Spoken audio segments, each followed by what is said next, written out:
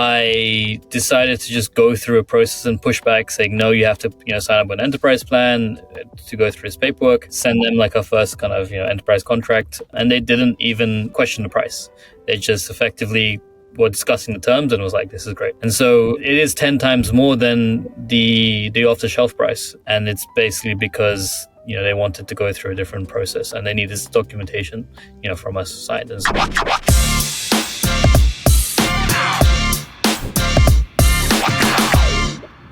Welcome to Indie Board Session. Today our main guest is Elston Baretto. Welcome. Thanks for having me. And I'm joined by David Apple. Thanks for having us. He has agreed to contribute his expertise, and he's joining me as my co-host. So first of all, Elston, tell me a little bit about your background and so that everybody in the audience can learn more about who you are. Sure. So I am primarily a software engineer. Started off my career in finance, working at a big bank, but honestly just didn't like the corporate life and was always trying to figure out the side hustle. And a few failed startups later, ended up really in the indie hacker scene. So it was really cool to see a different take on how startups are built and a really amazing community in London. And from that point, I launched a very small side project, which I did zero market research on, followed kind of the anti-startup playbook, but I wanted to see it. Yeah, I wanted to see it exist in the world. I think I was scratching my own itch. If I had done market research, maybe I wouldn't have dived so deep into it. And so I launched what is now Tiiny Host, and it was essentially a very simple static hosting web tool, a developer tool initially, to allow people to get things online very quickly. And so I launched it as a small side project and then slowly learned how to grow it. And eventually we grew through SEO. And at that point, after months of figuring out the distribution channel, we started making revenue. A couple of years later, I ended up, quitting my job, going full-time on it, and then growing the company and team. To this day, we have, over 60,000 people signing up every single month. We've crossed like 1 million people who've used the platform, which is super cool. And it's just really resonated with a lot of people, even though it's a very competitive space. But we sell simplicity, and that's of a lot of value, especially as tech gets more and more complicated. David, what about you? Tell me about your background and why are you here? Well, I'm here because you invited me, so thanks again for that. That's true. My background is I grew up in France. I'm a French-American, studied mechanical engineering, did that for a decade. After my MBA is when I got into tech, and I was kind of lucky, right place, right time twice. I joined Typeform as employee 15, and then I joined Notion as employee 13. And in both cases, it was to build the sales team and the customer success team. And I was part of those hypergrowth journeys that were learned a lot from some things we did well, but also a lot from mistakes. So hopefully I can help people avoid the same mistakes that I made. And anyways, fast forward to now, I decided to take a step back from my tech career path to focus on biotech. My son was diagnosed with a rare genetic disease a little bit over 2 years ago. And I decided to start my own biotech to try to develop a treatment for his rare disease. And I'm doing that, the vast majority of my time. And then on the side, I still do a little bit of SaaS advisory work and some angel investing to allow myself to not pay myself a salary through the biotech. Inspiring journey in both cases. Let's start, first of all, to set the stage before the board session starts. Elston, so you explained to us a little bit you gave us a background on the project. And you mentioned that the idea came from your own itch. You also said I remember when we talked to prepare for this podcast, you mentioned that you found support from a place called the Ramen Club. How did you find your way into that community? It was a lot of luck. I was familiar with Indie Hackers, which is a community that's been around for a while, and then used to go to a lot of meetups here in London. But a lot of them were tech heavy and VC backed heavy kind of meetups. And then a friend of mine said, "Hey, I'm going to this indie hacker meetup. It's one of the first in London. Do you want to come along?" I said, "Sure, let's go along." I had zero idea of like what would happen next. And I ended up coming, really like resonating with the group there in London. And it was also about the same time as they just started the meetups. I think it was 2 or 3 meetups in, founded by Charlie Ward. And I just really connected with a lot of people there. There were some really cool people there who, building, SaaS apps individually by themselves, bootstrapped, and making enough money to quit their job and run it full time. And that was pretty cool and inspiring.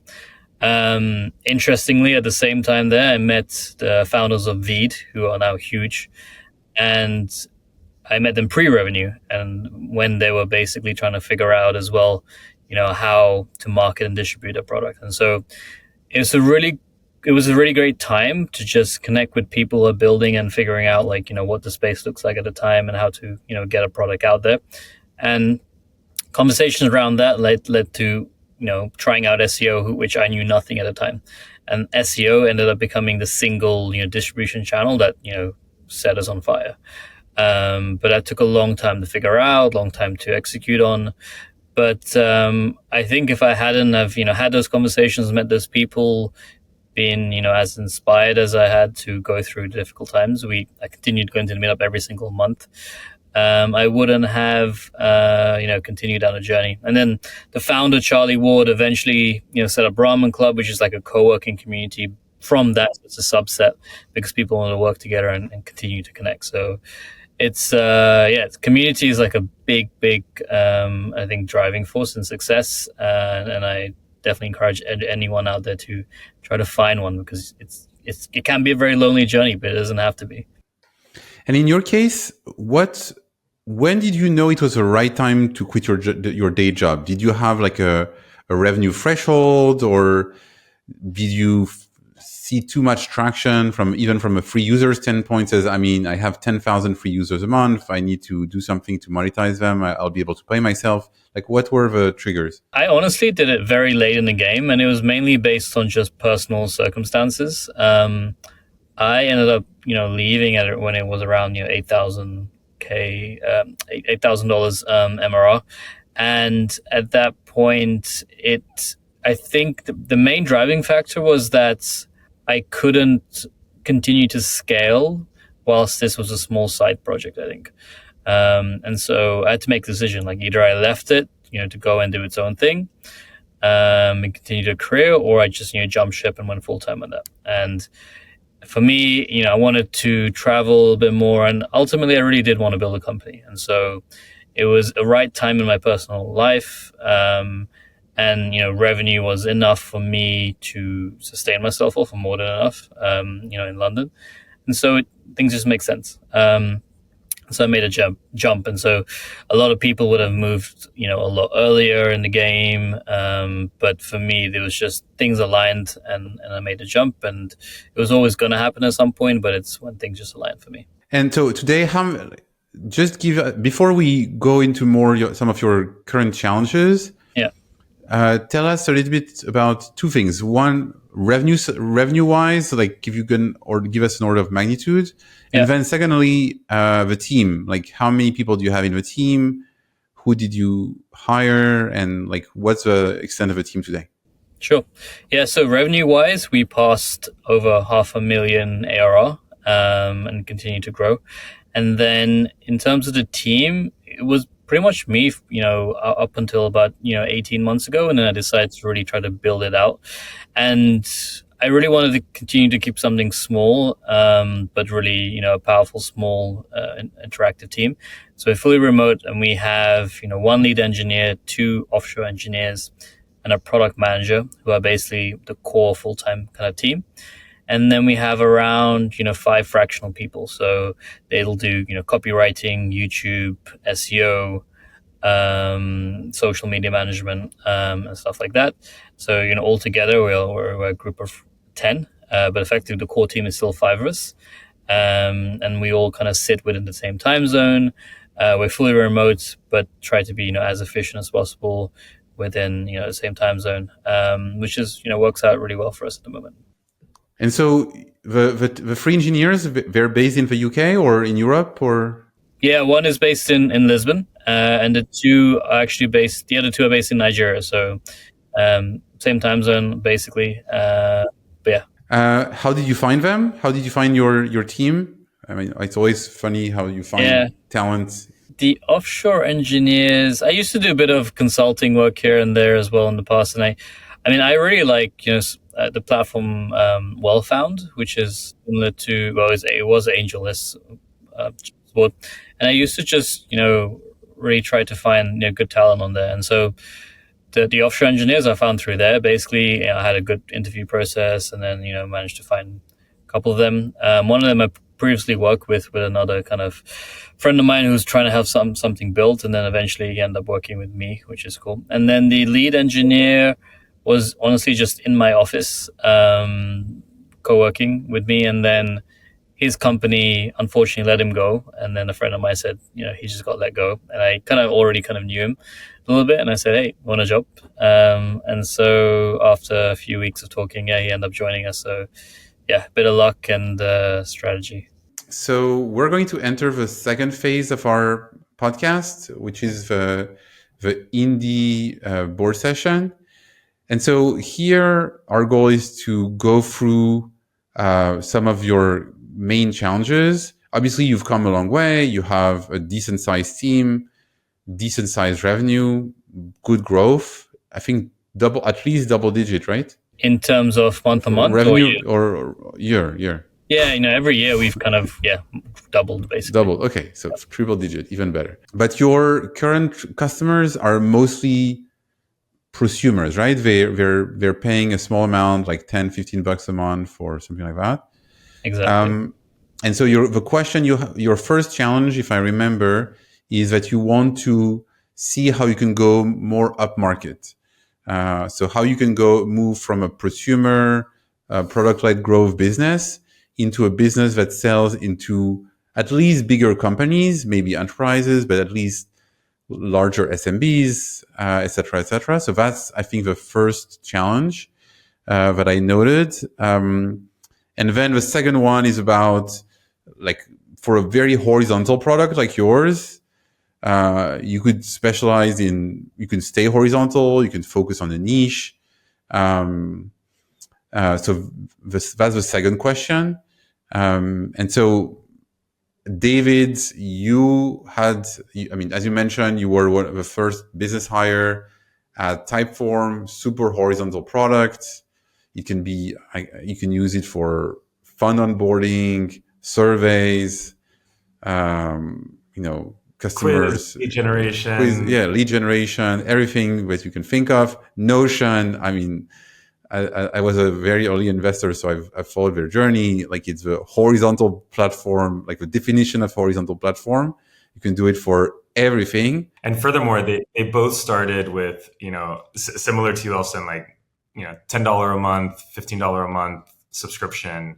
And then part of my job in both cases was like, how do we figure out how to move up market? So so let's leverage that.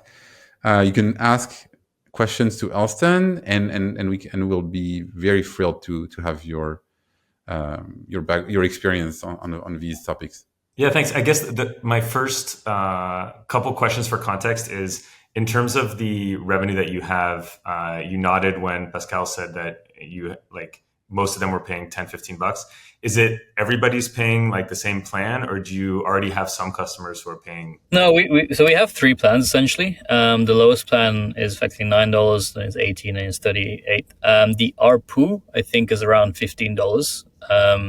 So that's where it comes from. But we have had some, interesting luck with more custom plans and more on the enterprise side. So we've closed some, a big real estate company in the S&P. And then we've had, recently just like a large Indian company, very large Indian company, sign up for like another custom plan. But so there are some signs around there. Effectively, like the most expensive plan that we have off the shelf is 38. But then post that, we have custom pricing. That's how we set up. We did something similar at Typeform, and our biggest account was paying us like, $5,000 a year So I'm just curious, like, is that roughly what it is? It still like on the kind of... Well, it's slightly less than actually in terms of the biggest account. I think the biggest account we're about to get, we're closing to sign very soon, will be like around $5,000 a year. So that's where we are at, and it's and I think I've come to realize that like that process was a lot of work for a decent amount, but it doesn't move the needle for us, right? And so it's about really like taking that as a win, but also figuring out like what more can we do from that. And then the other question I was curious about is, I played around on your website a little bit. It seems like there's a lot of different jobs to be done, or like an easier way to say it is use cases for those who aren't familiar with the concept of jobs to be done. Have you segmented or analyzed like which users have which job to be done? How does that affect willingness to pay or retention? And like, are all the customers on your higher tier plan from a certain job to be done versus another? Yeah, for sure. We deliberately built the platform around jobs to be done because we figured out like a lot of different use cases there. So that's we kind of dug our own kind of marketing grave in some sense. But we've run like analysis using LLMs against like a lot of different off the paid customers, and we found out where some of the biggest kind of customers come from. So, and also where the churn is and isn't, basically, right? And so a lot of the churn is of people just needing us for one-time projects and use cases. And so, but the most the best customers for us actually are in sales and marketing kind of space, because they need to continue to distribute. And so the large enterprise we have is a marketing department from that company. And so they use us basically just to publish real estate marketing material online. And so there is a lot of use cases. And so yeah, it's come together in an interesting way, because there's far end where we make pretty much zero money off them, of one use case, but they have a lot of reach, which is like the CV jobs to be done framework. And so people want to get a link for the CV and resume. And so unfortunately, they're usually people which don't have money, and they're also consumer. And so, but every CV that's uploaded and shared has a tiny link and a banner links back to us. And so it's a really cool flywheel. And then the other end, it's people doing more enterprise marketing kind of level of things. And so we built, I think, a engine which allows a lot of off-the-shelf kind of service, and will continue to grow on autopilot with SEO and everything, and our YouTube videos. And I think now we're trying to figure out like what's the next layer on top of this current area that we have built. That story sounds so familiar to the experience we had at Typeform, which is the big volume, and also the driver of the virality was not our most valuable, like our highest paying users. Also, our highest paying users would remove the branding, right? So of course, so you would have less virality. And I guess like just learning from one mistake that I think we made at Typeform is as we tried to move more upmarket, higher pricing, like focus more on an ICP, we kind of abandoned another, and that hurt our viral growth. And so one of the things to keep in mind as you're moving up market is to hopefully not, kill your viral growth, because that's super valuable. And I know the number was similar for Typeform, but in SurveyMonkey's S1, when they went public, they said that 80% of their top of funnel was still coming through just organic virality. It still is the case. I think like I'm pretty sure like some of these big companies find us because of the viral kind of growth or the viral distribution strategies we have with SEO, whatever that is. And so I think I was doing some analysis as well, and like we have every day around 300 free emails sign up to us, and so it's not from Hotmail or Gmail. And some of these are big companies. Like I found out that in the last 18 months we had 5 people from Airbus kind of sign up, one even paid, and then just for a month. And so there's a lot of low-hanging fruit there that we really want to kind of get on and grasp. Some of our biggest accounts at Notion started with like their partner was using Notion at their home, and then like started planning their family stuff with Notion, and then they wanted to bring it into the office. So Again, yeah, like from single player to multiplayer mode of the product. But I know this is not the topic. I'll refocus us on like moving up market. In terms of like the those bigger accounts that maybe you're converting, or maybe this was the case at Notion and at Typeform. We were doing a very poor job of converting the larger accounts early on because we just didn't have the features they needed. Do you have an idea of those larger accounts? What are their feature requests? Like why are they willing to pay more, or why are they not willing to use your product yet because you haven't developed those features? So you want to understand the ones which have paid more and why? Is that correct? Well, I think what I'm getting at is just understanding where the willingness to pay is for the larger accounts, and what are the features that you can put in a higher tier plan that won't necessarily hurt your like smaller accounts so much, but that the bigger accounts like absolutely need. And like some of the examples are single sign-on and like the security things, but other things could be permissions, reporting, like that type of stuff. So I mean, we haven't had direct feedback saying to the point where someone said we would have signed up to this, but you don't have SSO. There was one case where NASDAQ, for example, reached out to us, but we weren't set up from a security perspective, which is like SOC 2, which is very, very expensive and also a long process if anyone's done it.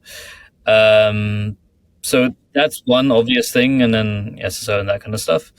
But I think the way we differentiate our pricing and the companies that have upgraded to a custom plan is because the current quota that we give on the top tier is not enough, and so we price usually on two or three things. One is like the number of views that your total account can get per month across all the links you have, and another one is like storage or link, a number of like projects that you have, right? And so we tried to make the pro account a bit more attractive and effectively made it unlimited, but then with a storage limit of like x gigabytes, and so when you need anything more than that, then they sign up. And then obviously there's a team and multiplayer mode which we're looking into, so you can only add people on the top plan which is there. And so the companies that have upgraded are because they wanted a little more than that, than what's there, and then we create a custom plan for them. That makes sense. And maybe I'll share some of the learnings I've had, and then you can share if and how you can apply them. In our early all hands at Notion, I asked everybody, like, who do you think the biggest competitor is to Notion Enterprise? And people were like, Atlassian or, Google. And I said, no, it's none of those. It's actually the Notion team plan. Because there wasn't enough additional value for the enterprise plan, all of our users who came in organically and started playing with the product, even if they saw value in the enterprise plan, they weren't willing to pay double or triple for those additional features. And so do you feel like that might be part of your challenge to start closing these like 10K, 15K, 20K deals? You mean basically trying to reverse some of like the features in the top plan and try and add more friction effectively to get to an enterprise plan?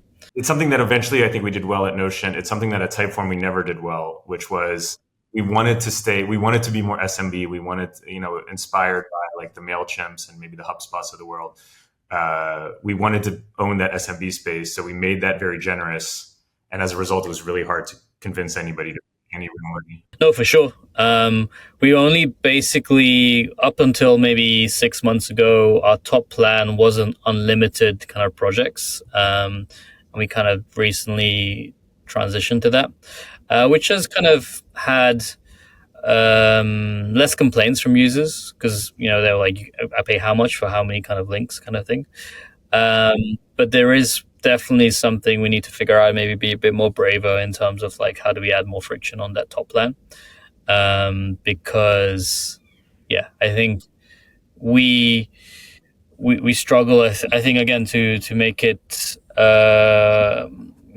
make people more willing to go through the process with us on that top plan. I think we're the other bet we're going through now is on a team plan kind of basis. So effectively like pay per seat, and hopefully that scales at that kind of level. But there is something probably need to explore is how do we probably add more friction on that top plan to make it more valuable. One of our businesses at New Startup Centric, we also had a lot of inbound from enterprise accounts,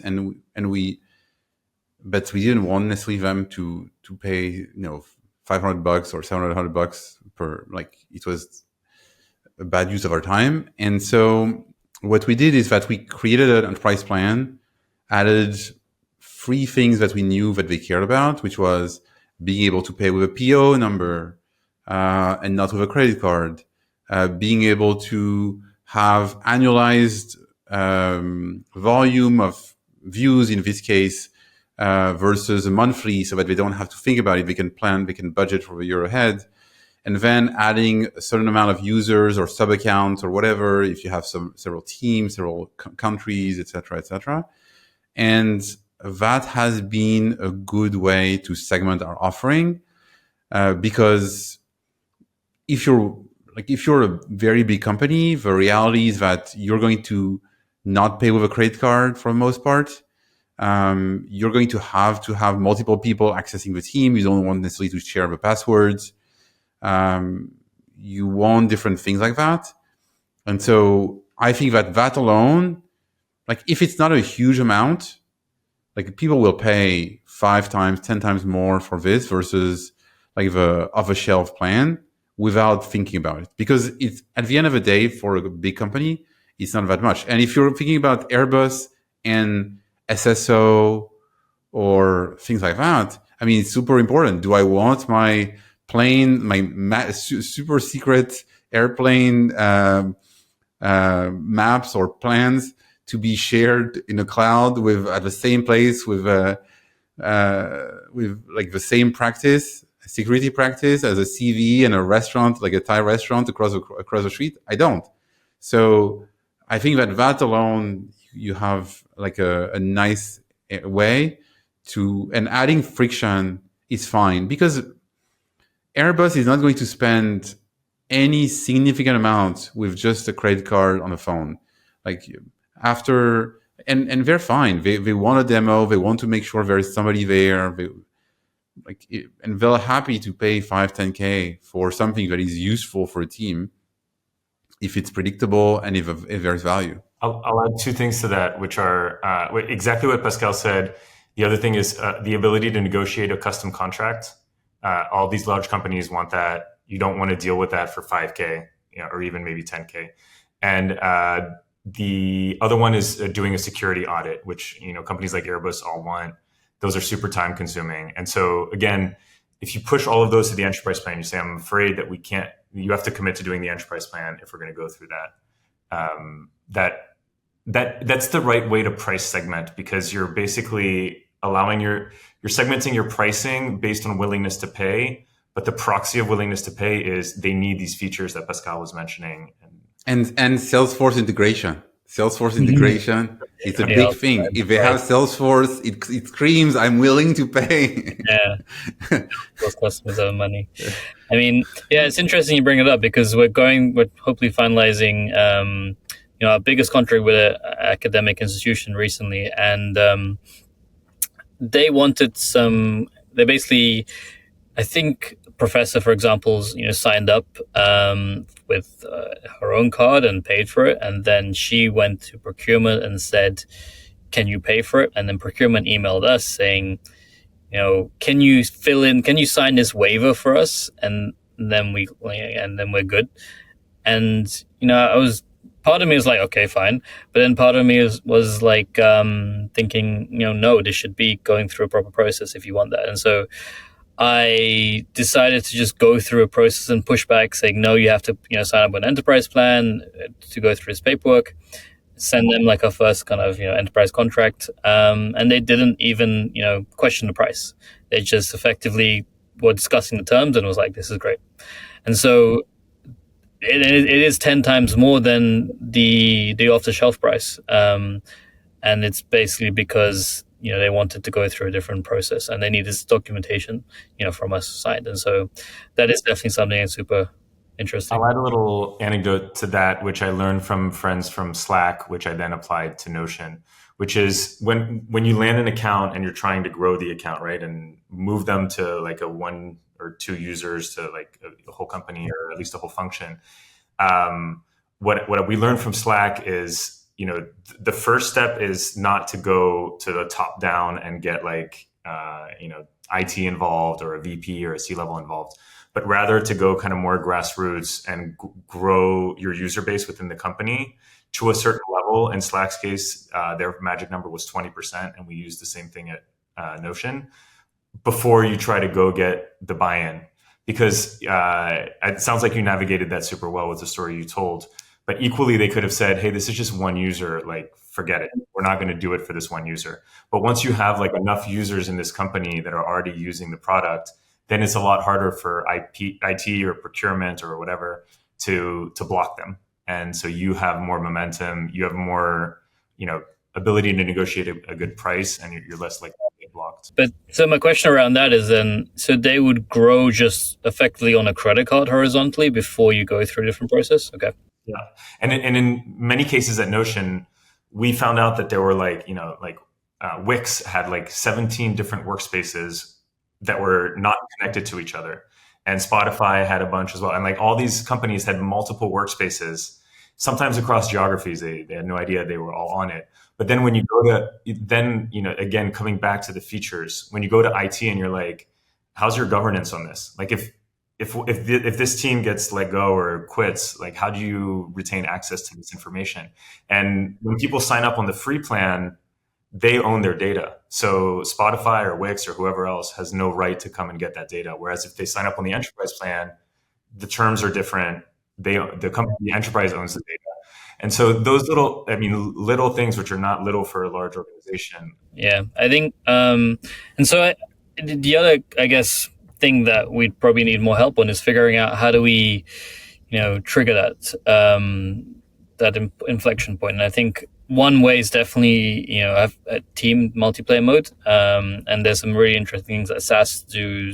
Some products do, like, for example, if you have to sign up with the same domain email address, it automatically recognizes you and then asks you if you want to join a team, that kind of stuff. But aside from that, we've had a few cases where, for example, this professor that went to procurement and said, can you pay for it? But how do we encourage them to share us more within the company? Is there anything specific that you think, like make them become a champion or something like that? Or any specific things that you've done in the past that's really accelerated that? This is the customer success side, and we basically had 5 or 6 expansion playbooks, and it wasn't just like we did them basically sequentially. So if someone from the engineering team, this is thinking of Notion, if someone from the engineering team started using Notion, the first goal is let's get the whole engineering team on Notion. And how do we do that? Well, we think of the different use cases that engineers have that kind of help spread Notion within the engineering team. And then the next step is we're going to go team to team. So if we have engineering, we should be able to get product and or design. We're not going to go to HR, right, from engineering. We're going to go to the adjacent team. And then from there, you go to the other teams. Like product has use cases that, collaborate with marketing and sales, et cetera. So it's very deliberate and strategic of how you sequentially expand the use of Notion within the company. And then once you get to a certain level of momentum, then you try to go top down. So with engineering, for example, how did you just grow engineering by itself? So it's just doing good customer success. Sometimes it's really as simple as like once the user, so first of all, you don't do it immediately when the user signs up. You wait till they're successful and they get value out of the product. And then you're just like, well, could you introduce me to someone on your team? Or are there more people that would get value? So that's just feels like a no-brainer, but not enough people do it to expand any product. And then for Notion specifically, there's use cases that are more like individual and use cases that are more team.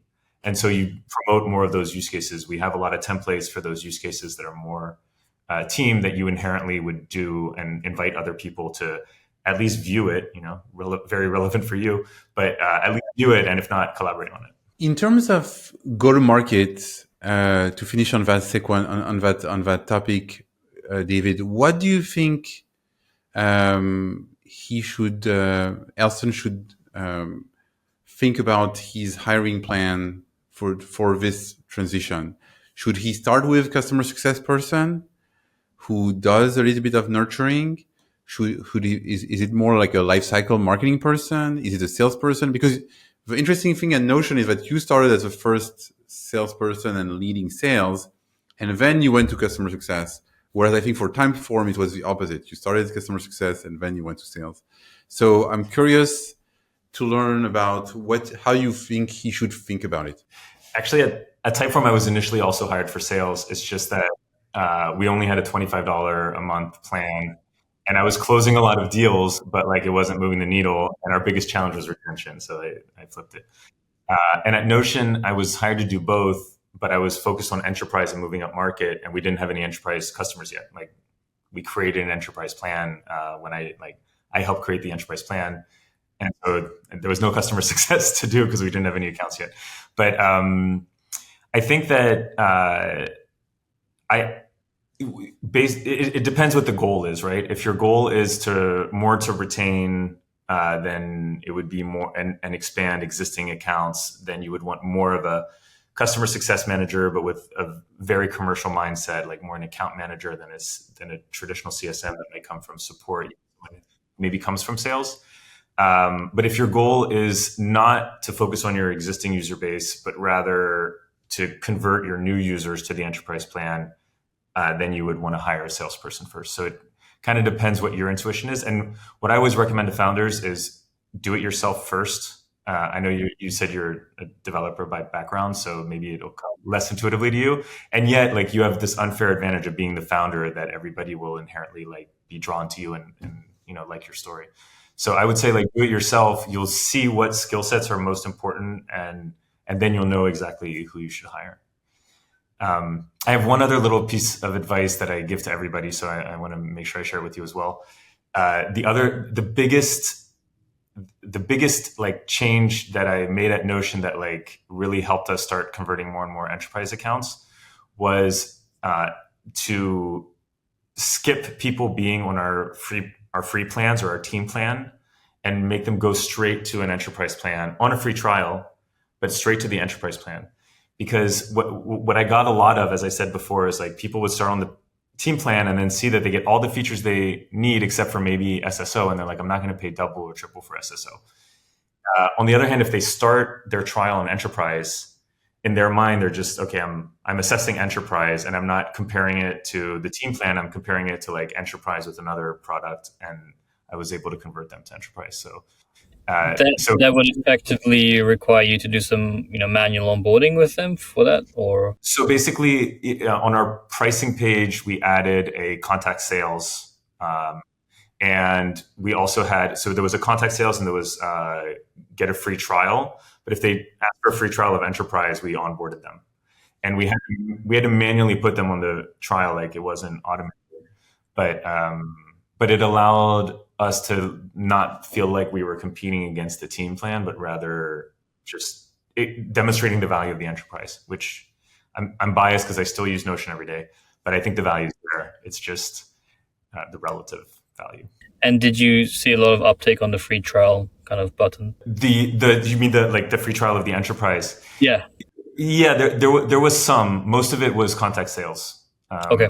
The second challenge, and maybe, obviously we'll have a bit less time, but I wanted to dive into also the opportunity to segment. So we mentioned to segment in terms of company size and needs. There's also the opportunity in your case, because it's a very horizontal product. Marketing teams are using it, universities are using it, resumes, so individuals, restaurants. There's also the opportunity to segment the use case, and you could use it. You could create multiple products. Or at least multiple landing pages. Also, you could have specific templates. Notion has some templates. I haven't used Typeform in a while, but I'm sure they do also have templates that are industry specific or use case specific. What do you think about that approach? And is there value at his stage? Obviously, when you're later, you have a big team, they need things to do, you can do it. But when he's small, like, is it a good time to do it? Yeah, and just to add to that, I'm just super curious, like how I still don't know like how to just simply explain Notion to somebody, but it's just Notion. Like it's a really cool product, but it's just Notion. And the similar thing with Tiiny, right? Like you need us when you need us, but if you don't need us, you don't need us, kind of thing. And so it's very difficult to market, and maybe it's more of a product kind of question. But like, how does it end up becoming something that enterprise is like? Oh, okay, yeah, I need that. Yeah, I'm going to take a step back and share like the framework, and then we can dive into the specific. The framework that I really liked, that I didn't mention this, but I was also a CRO at a AI company called Zingtree, which was basically decision tree software, which you can use decision trees for everything, right? And the way I thought about it is, if our total addressable market is a big circle, at the beginning we were horizontal, and so our product market fit was like a circle within that circle where we had this product market fit. And if you think of every use case as like vertical pie, like a Trivial Pursuit chip type thing, you have all these different use cases, you tackle each use case a little bit. So you have a little bit of value to everybody, but you don't go deep and have a ton of value for anybody yet. And then, so the question, which is more of a CEO product question, but obviously as a CRO, I also had influence there, is do we want to grow our business by building this concentric circle and gradually covering more of each use case, or do we want to choose to tackle one vertical and go like very deep into one and then go kind of like that, like one use case at a time? And I'm not saying that there's a right or a wrong, but if in the context of wanting to go up market, I believe the only way to do that is to choose one vertical and add all the bells and whistles that vertical needs.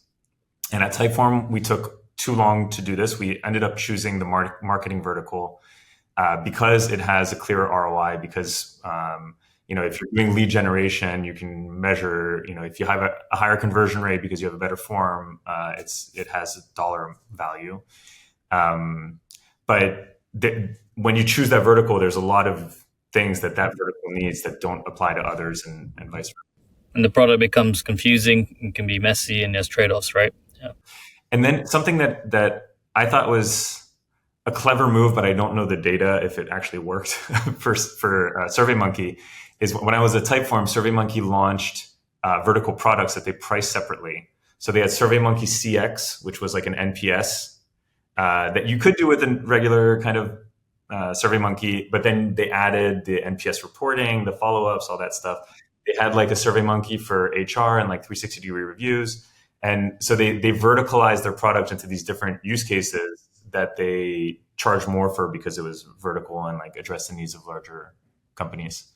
I'll pause there if you have any follow-on questions. No, that makes sense. What do you have a related story with like Notion? Is there a specific vertical that Notion chose? Yeah. So Ivan, the founder and the CEO of Notion, is a genius, like in every sense of it. But his vision for Notion from day one, which is like has been consistent throughout, and the way he explains it is you have all these. The way he thinks about the vertical or the different functions within a company. So every function takes meeting notes. Every function, needs like basic project and tasks. But then, so you start with those and you start addressing like all the needs of those. But then, like in product engineering design, you have like a product roadmap. And so they started adding more features, like more kind of guardrails to help people build those use cases, if that makes sense. But so there was some, it's largely a horizontal product, as Pascal said, and I still think that's the case. And because it's kind of Lego blocks, when you add something for one use case, it inherently helps a lot of others. But it's just like, which Lego blocks do you prioritize over others? And that was a very deliberate decision by Ivan to like address the needs of the product engineering design teams first before addressing the needs of others.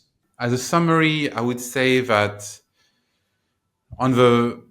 there are multiple paths you can choose, whether it's with templates or whether it's with these building blocks. I would say the good thing is that some of these templates are things that you can give as a package to some of the higher priced plans, whether it's team plans or enterprise plans.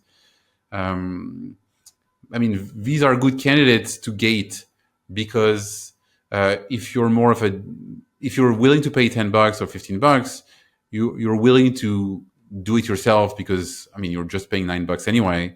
Whereas if you want to have more, I would say, features or more software, you can probably buy more advanced products and pay higher prices.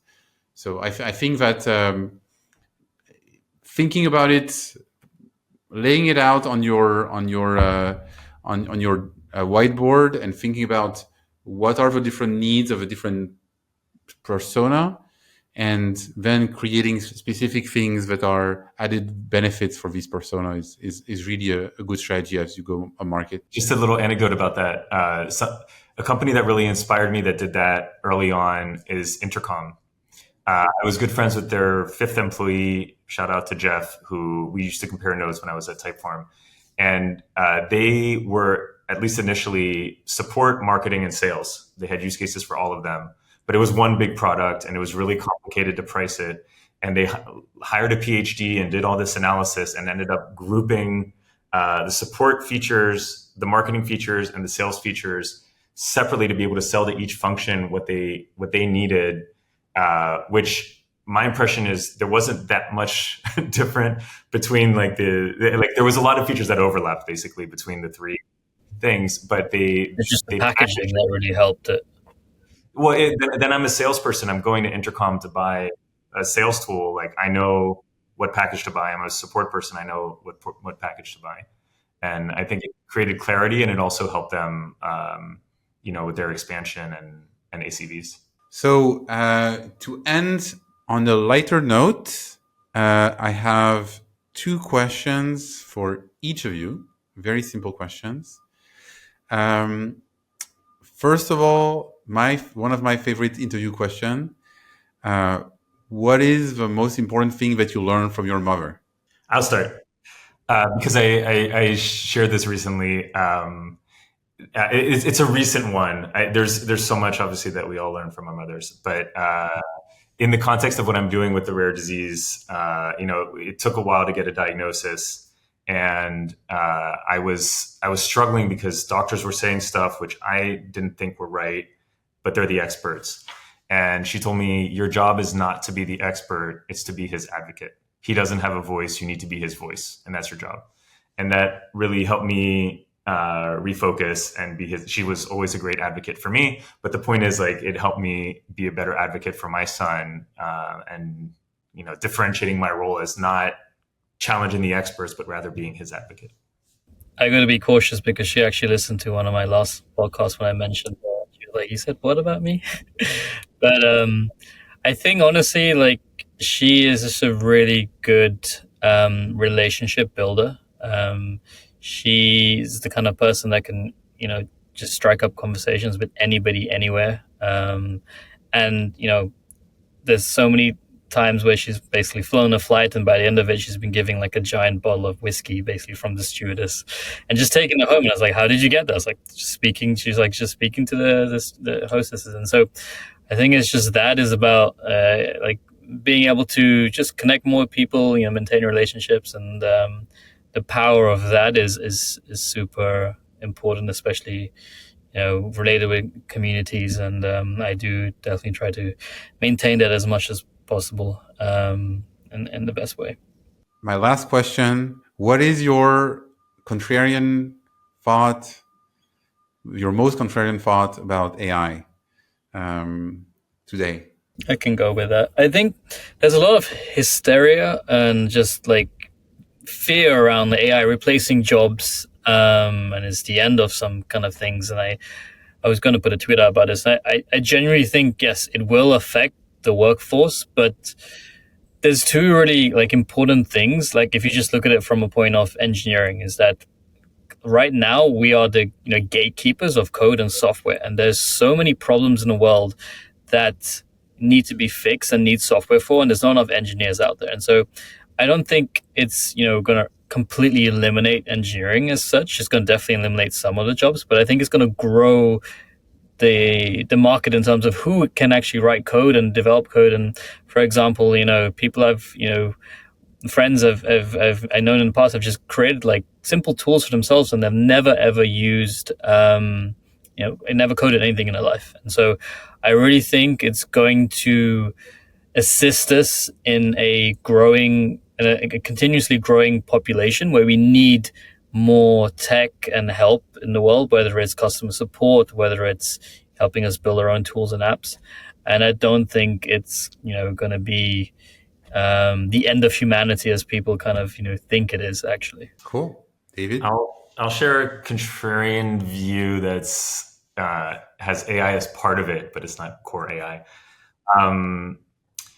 I've always believed this, but it's even more the case now, which is I don't think the default should be every founder needs a co-founder.